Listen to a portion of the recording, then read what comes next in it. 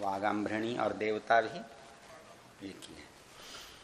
ओम अहम रुद्रेभिः वसुभिश्चराम्यहमादित्यैरुत विश्वदेवै अहम मित्रावरुणोभा बिभर्म्यहमिन्द्राग्नी अहमश्विनोभा अहम सोममाहनसं बिभर्म्यहं त्वष्टारम् उत पूषणं भगम् अहम दधामि द्रविणं हविष्मते सुप्राव्ये यजमानाय सुन्वते अहम राष्ट्री संगमनी वसूनां चिकितुषी प्रथमा यज्ञानां ताम्मा देवा व्यदधु पुरुत्रा भूरिस्थात्रां भूर्या वेशयन्तीं मया सो अन्नमत्ति यो विपश्यति यः प्राणीति ययिं शृणोत्युक्तम् अमन्तवो मां त उपक्षियन्ति श्रुधि श्रुतः श्रद्धिवं ते वदामि अहमेव स्वयमिदं वदामि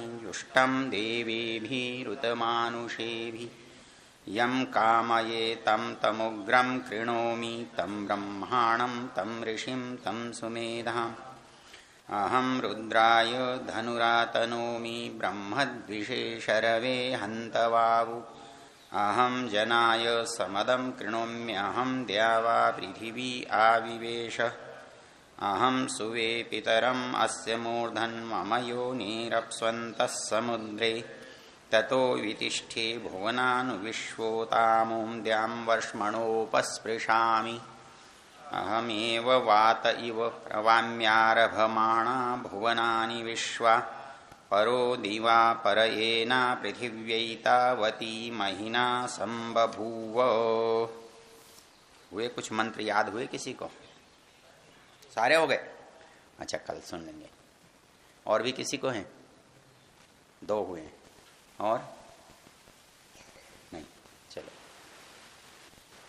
हाँ, आज में सन्यासी महानुभाव, वानप्रस्थीजन, माताओं, बंधुओं, ब्रह्मचारियों, प्रिय आचार्य महानुभाव, हमारी चर्चा चल रही है वागाम्भृणी सूक्त। आम्भृणी शब्द का अर्थ महत, बड़ी, महान, महती वाक, ऐसी वाणी जो सबसे बड़ी हो।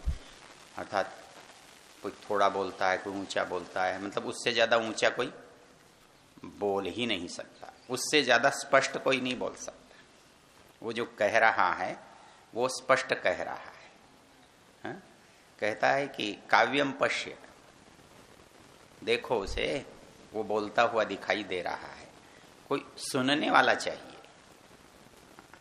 कभी ऐसा भी तो होता है ना, कभी बोलने वाला कमजोर होता है तो सुनाई नहीं देता, और कभी सुनने वाला कमजोर होता है, कान काम नहीं करते तो कुछ भी बोलता रहे। एक बार हम पंडित शांति प्रकाश जी शास्त्रार्थ महारथी से आप परिचित होंगे, बहुत ही सरल थे और बड़े सहज थे। एक दिन उनके घर गए तो उनके कानों को सुनाई देना बंद हो गया था। हमने कहा, पंडित जी बहुत कष्ट होता है? बोले बिल्कुल नहीं, अभी बच्चों का शोर सुनाई नहीं देता, घर में कितना भी हल्ला मचाते रहें कोई कष्ट ही नहीं होता। तो होता क्या है कि परिस्थिति को जैसी भी है उसको अपने अनुकूल बना लेना। पंडित वो थे, सिरोही के थे ना, क्या नाम थे उनका, जिन्होंने कई समाजें बनाई हैं, सिरोही की, शिवगंज की, सुमेरपुर की, स्वामी ज्ञानानंद जी। सारी आयु थैले में साहित्य रखकर बेचते रहे। जो पैसा आता था दक्षिणा से, दान से, उससे समाजों के भवन बनाते रहे। 50-60 वर्ष घूमते रहे।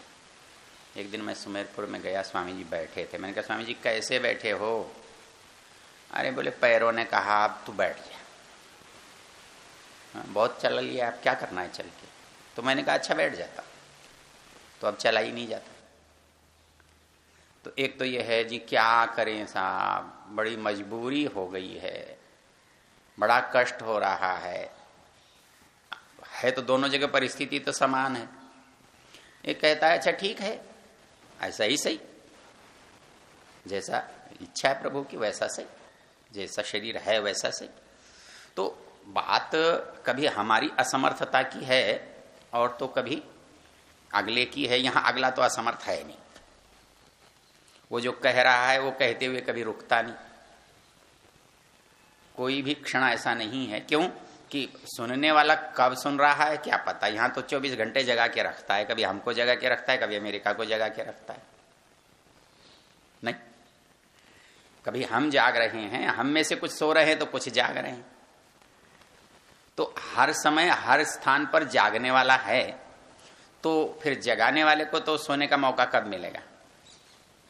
सूत्र बोलो इसके लिए, योग दर्शन वाला। स पूर्वेशाम अपि गुरु हो, क्यों? काले न नवच्छेद, उसकी अनुपस्थिति नहीं होती कभी, वो खड़ा ही रहता क्लास में, विद्यार्थी आते जाते रहते। तो वो कहता है कि ये दुनिया में जो कुछ है वो बोल रहा है, वो बता रहा है।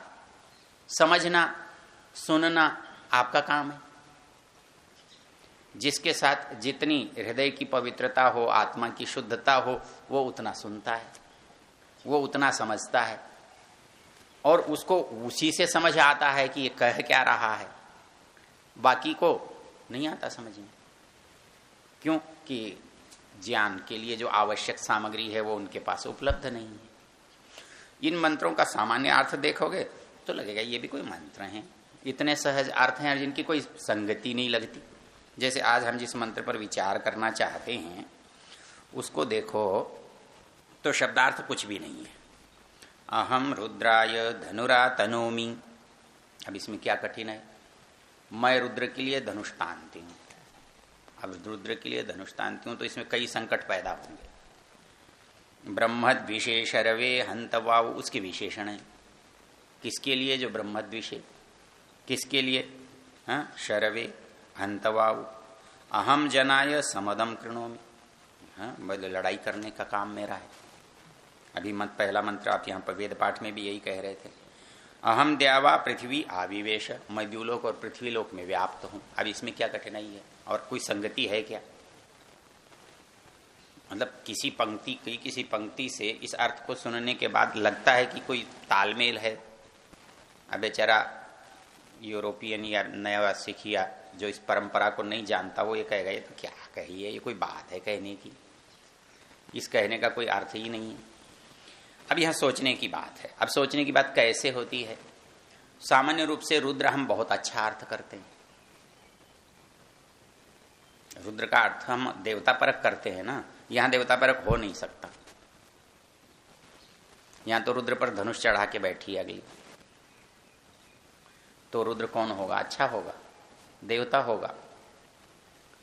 यौगिक अर्थ तो है कि रुलाने वाला। अब रुलाने वाला अच्छा भी हो सकता है और रुलाने वाला बुरा भी हो सकता है। जब अच्छा होगा तब इसका अर्थ देवता होगा, और बुरा होगा तो इसका अर्थ शत्रु होगा, दुष्ट होगा। तो वो ये कहता है कि अहम रुद्राय धनुरातनों, इसका सामान्य अर्थ जब आप देखोगे तो आपको रुद्र कहने से आपके समझ में कुछ भी नहीं आएगा, क्योंकि आप रुद्र बहुत बार पढ़ चुके हो। कितने हैं रुद्र? 11। क्यों है वो? रुलाने वाले होने से। और वो कौन है? प्राण। और उनका नाम क्या है? देवता। भाई 33 देवताओं में इनकी गिनती करते हो तो 33 देवताओं में यदि ये रुद्र नामक देवता हैं तो यहां रुद्राय धनुरातनोमी का अर्थ क्या करोगे? इसलिए अर्थ करते समय 3 शर्तें वो कौन सी थी?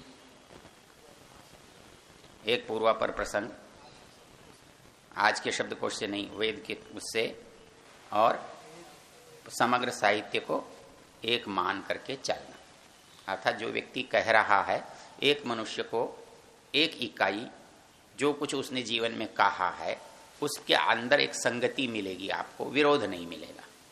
तो वैसे ही परमेश्वर कुछ कहता है तो उसमें परस्पर विरोध नहीं हो सकता, उसमें कोई ना कोई संगति होगी। तो यहां पर भी आपको संगति लगानी पड़ेगी। अहम, अब यहां धनु, इसका रुद्राय का जो विशेषण है ना वो क्या है? ब्रह्मद्विषे। अब ब्रह्मद्विषे शब्द का अर्थ क्या करोगे? अब ब्रह्मद्विषे शरवे हंतवाऊ। शरवे श्री हिंसायाम, श्री हिंसायाम। बोले जी शर्मा जी, बोले जी आप तो कसाई हो। बोले क्यों? बोले श्री हिंसायाम धातु है। अब हिंसा अर्थ तो बन सकता है, लेकिन क्यों बन सकता है? अरे भाई हिंसा किसी एक की थोड़ी होती है, हिंसा तो दुष्ट की भी होती है, दोष की भी होती है, अज्ञान की भी होती है। तो क्या फर्क पड़ता है? तो वेद का जब अर्थ चलते हैं तो वहां रूढ़ ही नहीं चलती, क्योंकि अर्थ कितनी तरह से चलते हैं, शब्द कितनी तरह के हैं, यौगिक, रूढ़ी और योग रूढ़। नामिक पढ़ा है, नामिक की भूमिका में है ना ये सब। तो मैंने पहले भी आपको बताया है कि कई तरह से हम शब्दों का विभाग करते हैं, तो उसको छोड़ देते हैं।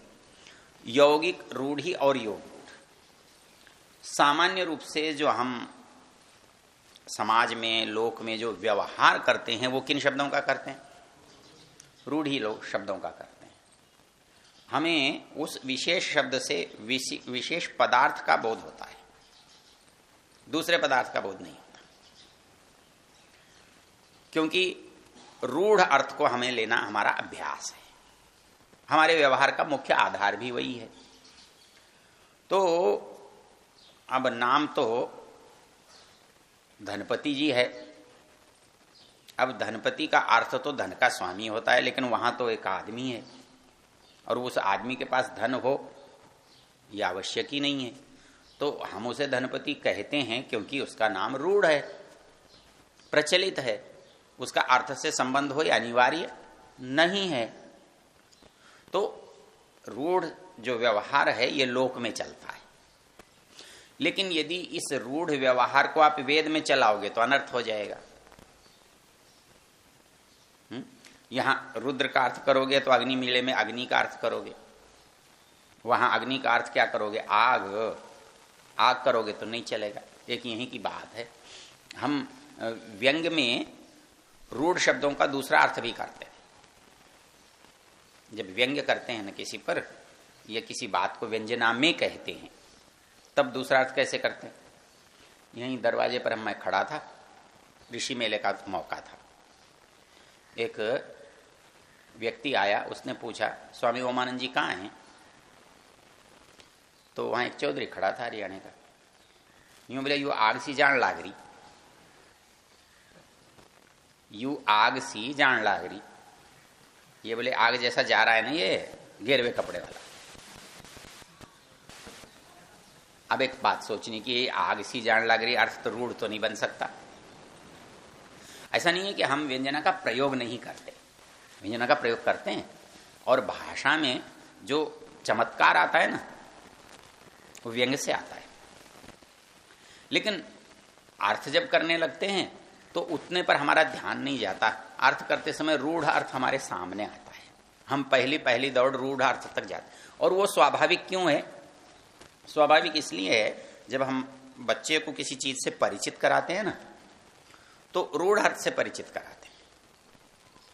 अश्व, तो हम उसे घोड़ा दिखा करके कहते हैं ये अश्व है। इसलिए उसका जब भी अश्व उच्चारण से संबंध बनेगा तो वो उसके मन में चित्र किसका आएगा?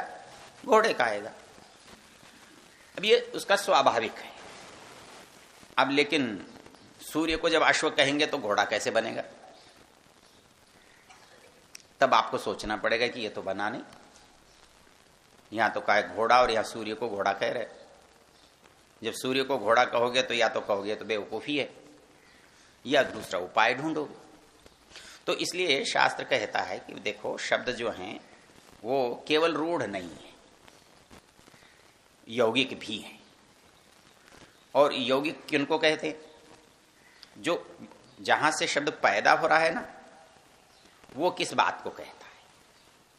मतलब अश्व जब शब्द हम प्रयोग करते हैं तो यौगिक अर्थ होता है इसमें जल्दी, तीव्रता, वेग, क्योंकि वेग से चलता है, आशु गच्छति, बहुत तेजी से चल रहा है, जल्दी पहुंचता है, इसलिए उसे अश्व कहते हैं। अब घोड़े को भी कह सकते हो और हवाई जहाज को भी कह सकते हो, उससे कोई फर्क नहीं पड़ता। अश्विनौ ताकत को कहते हैं, अब जहां भी ताकत है उसको अश्विनों से अर्थ कर सकते हो। तो वो अर्थ करते समय हर जगह यदि आपने यौगिक अर्थ भी कर लिया और संगति न लगी तो उसके परस्पर की संगति भी तो लगनी चाहिए। तो इसलिए हमें यहां एक काम विशेष करना पड़ेगा कि जो अर्थ है, यौगिक अर्थ है, वो यौगिक अर्थ यहां घटना भी चाहिए। तो यहां ये कहता है कि भाई अश्व का यौगिक अर्थ आशु गति वाला है, अधिक शक्ति वाला है, क्योंकि आप एक श्लोक में एक शब्द प्रयोग करते हो, ये जो इंजन है कितना है, हॉर्स पावर का है। या हॉर्स क्या चीज होती है, प्रतीक है ना, उसी से तो लिया है ना। तो वो एक वो बन गया, प्रतीक बन गया, ताकत का प्रतीक बन गया। तो जो ताकत है उसी का नाम अश्व है, वो कोई भी हो सकती, लेकिन रूढ़ अर्थ में यहां है और यौगिक अर्थ में वहां है। तो इसलिए वेद का अर्थ करते समय हमें यौगिक और योग रूढ़ शब्द काम आते हैं, रूढ़ नहीं आते, योग रूढ़ भी आते हैं। और हम जब समाज में काम करते हैं, व्यवहार करते हैं, तो रूढ़ी और योग रूढ़ आते हैं। योग रूढ़ आते हैं कि नहीं? कौन सा उदाहरण? कमल है, हाँ, मतलब कमल या पंकज। पंकज का मूल अर्थ होता है पंक, मतलब कीचड़ में पैदा हुआ, और कीचड़ में जो भी पैदा होगा वो पंकज है, लेकिन आप उसको पंकज तो नहीं कहते। कहेंगे तो आप कहेंगे तो मूर्ख आदमी है, वो कमल को ही कहते हैं। तो ये यौगिक होते हुए भी रूढ़ है तो यौगिक, लेकिन दूसरे का वाचक नहीं बन सकता, इसलिए रूढ़ है, एक ही अर्थ में चल रहा है। तो तीन तरह के शब्दों में वेद में यौगिक और योग रूढ़ चलते हैं, और समाज में रूढ़ी और योग रूढ़ चलते हैं। और यहां यौगिक अर्थ करने लगोगे तो समाज में गड़बड़ हो जाएगी। एक दिन एक सज्जन कहने लगे, महाशय जी, तो मैंने कहा योग दर्शन में तो आशय शब्द बहुत ही गलत है, तो महाशय का अर्थ क्या करोगे? तो बोले जी आप बहुत खराब आदमी। मैंने कहा देख, शास्त्र कह रहा है, मैं थोड़ी कह रहा हूं।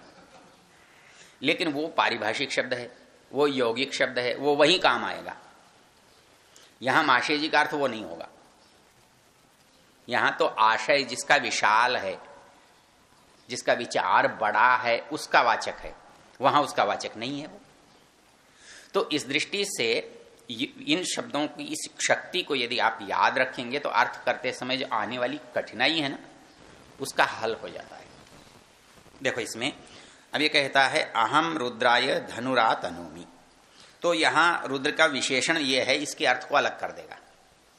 भाई रुद्र सामान्य रूप से श्रेष्ठ का वाचक है, लेकिन यहां अहम जो है वो परमेश्वर की शक्ति है, परमेश्वर है।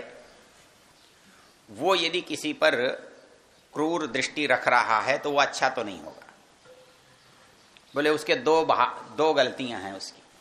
दो गलतियां क्या हैं? पहली गलती है ब्रह्मद्वेषे और दूसरा है शरवे।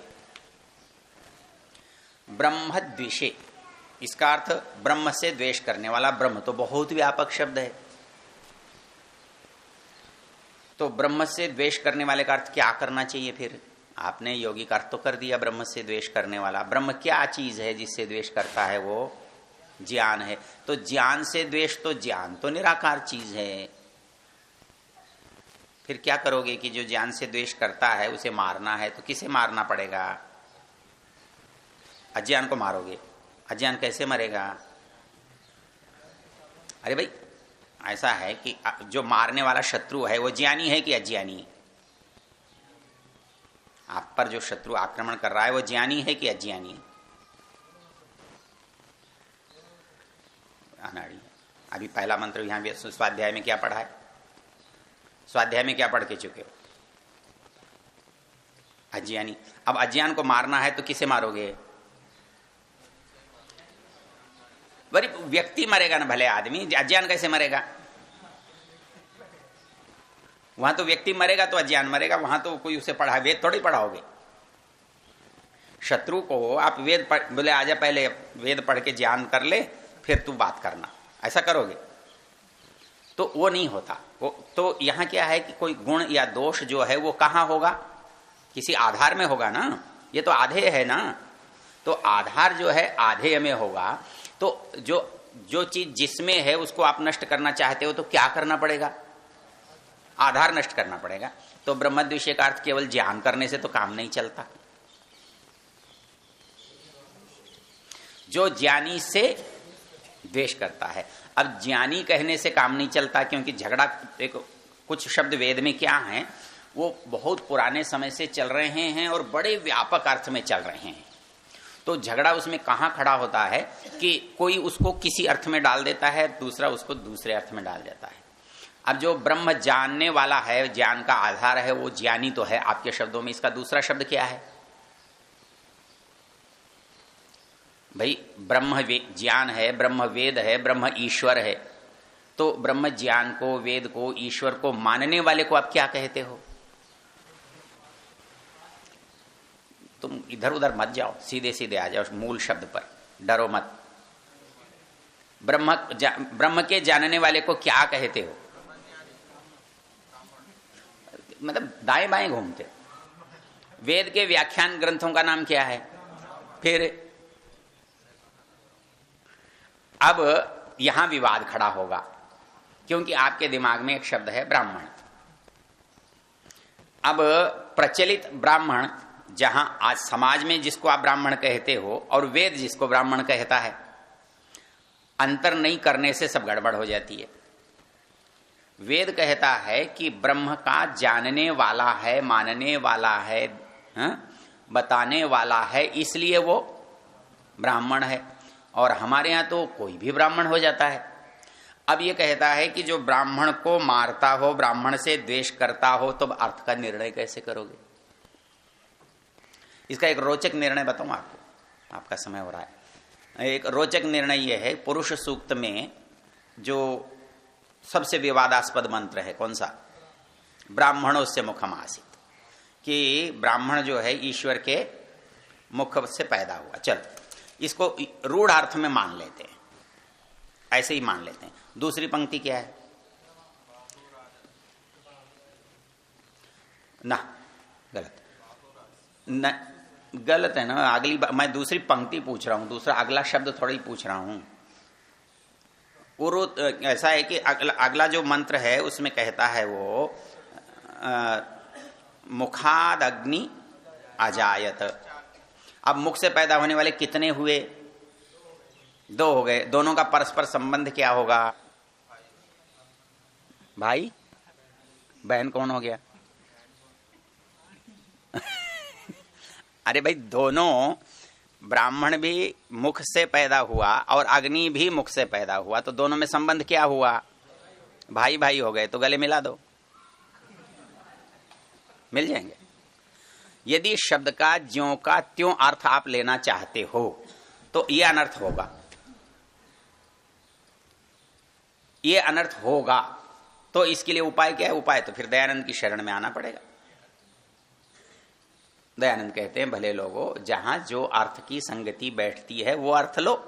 एक शब्द के अर्थ तो बहुत हो सकते हैं, होते हैं, लोक में भी होते हैं, लेकिन संगति से काम चलता है। तो यहां भी ब्रह्मद्विषे ठीक है। तो और शरवे जो हिंसा करने वाला है, मारने वाला है, समाप्त करने वाला है, अर्थात समाज में जो श्रेष्ठता से द्वेष करता है। अब आप शरद विशेष रुद्राय के यहां रुद्र का अर्थ यदि माओवादी कर लोगे तो क्या बुरा होगा? क्योंकि वो व्यवस्था के छिन्न भिन्न करने वाले हैं, जो व्यवस्था को संचालित करने वाले हैं उनको नष्ट करने वाले हैं। तो ब्रह्मद्विषय हैं कि नहीं है? शरवे हैं कि नहीं है? तो मूल चीज है मस्तिष्क को थोड़ा सा खुला रखना है। आप मत भेजो, उसको जाने दो। आप भेजोगे तो एक ही जगह भेजोगे, वो देखेगा तो पूरे में जहां ठीक लगेगा वहां जाएगा। तो पंक्ति हुई, अहम रुद्राय धनुरातनोमी ब्रह्मद्विषे शरवे हंतवाऊ। मतलब भगवान जो सच्चाई से, न्याय से, ज्ञान से, औचित्य से द्वेष करता है, अर्थात जो नियम को मानने को तैयार नहीं है, जो विपरीत आचरण करता है, वो कौन हुआ? ब्रह्मद्विषे। नियमों को तोड़ने का कौन वाला हुआ? शरवे। उसका तो फिर खात्मा होना ही होना है। नियम हम क्या समझते हैं? भगवान आएगा मारेगा, उसकी जरूरत नहीं है। भगवान ने नियम बना रखा है, ये रास्ता है, इसके साथ खाई है। वो ये नहीं कहता कि इसको मैं खाई में गिरा हूं। आदमी कब गिरता है? जब रास्ते से, तो उसका नियम काम करता है, उसे कुछ नहीं करना है। वो करना नाम की क्रिया मनुष्य के साथ है, जो अल्प शक्ति वाला है, अल्पज्ञ है, उसके साथ तो नियम है, व्यवस्था है। व्यवस्था के अनुकूल आप चलते हैं, आप पहुंच जाएंगे, और व्यवस्था से भटकते हैं, भ्रष्ट हो जाएंगे। तो वो कहता है कि सड़क छोड़ोगे मरोगे, नियम तोड़ोगे मरोगे। जब समाज में नियम तोड़ने से मृत्यु है, तो ईश्वर के नियम तोड़ने कर कौन बच सकता है? तो मंत्र की ये पहली पंक्ति कहती है, अहम रुद्राय धनुरातनोमि ब्रह्मद्विषे शरवे हंतवाहु। अगला इसी पूरक है, अहम जनाय समदम कृणोमि अहम द्यावा पृथ्वी आविवेश। मतलब उसकी उपस्थिति ऐसी नहीं है कि कहीं ना हो, उसका युद्ध ऐसा नहीं है कि कभी रुकता हो, उसका नियम ऐसा नहीं है कि कहीं वो ओझल होता हो। वो तो सतत प्रक्रिया में चलने वाली चीज है। यदि इस दृष्टि से अविचार करके देखो तो शायद ज्यादा आसान लगेगा समझना और सही लगेगा। ठीक है, धन्यवाद। शांति पाठ करना। ओम द्यौ शांतिरंतरिक्षं शांति पृथिवी शांतिरापः शांतिरोषधयः शांति वनस्पतयः शांतिर्विश्वे देवाः शांतिर्ब्रह्म शांति सर्वं शांतिः शांतिरेव शांतिः सामा शांतिरेधि। ओम शांति शांति शांति।